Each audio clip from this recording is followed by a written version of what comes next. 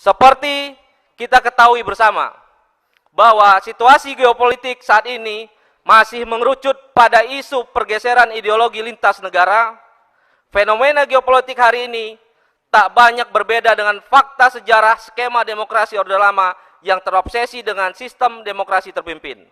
Situasi di mana ketegangan ideologi berubah menjadi beberapa peristiwa berdarah di banyak pesantren, masjid yang justru melibatkan oknum-oknum di sekitar kekuasaan. Tema radikalisme menjadi salah satu alat propaganda paling menguntungkan dan efektif bagi sedikit kelompok berhaluan ideologi kiri untuk menyudutkan kelompok Islam. Realitas politik yang menghalalkan segala cara sedang dimainkan oleh segelintir elit politik yang dikendalikan oleh oligarki, menyeret bangsa ini terjebak dalam pertengkaran global dengan secara perlahan mengorbankan kedaulatan serta kepentingan nasional.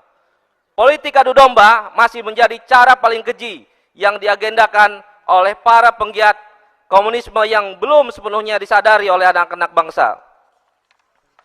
Sebagai entitas mayoritas hari ini benar-benar terjebak dalam konstelasi perebutan kekuasaan yang hanya memanfaatkan partisipasi politik secara tidak hormat.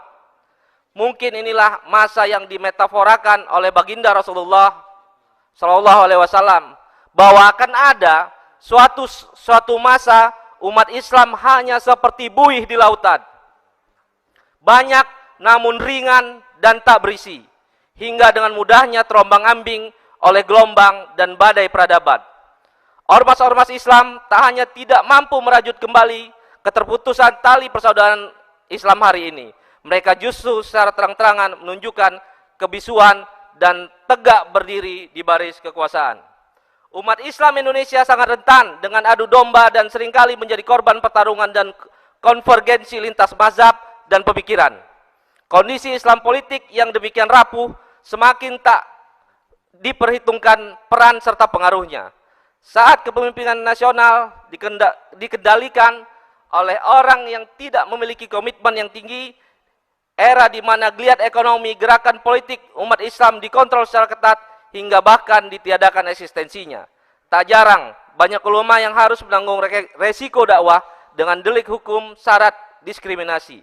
Bahkan tanpa ragu, aset kekayaan umat Islam hendak dijarah dengan modus gerakan wakaf.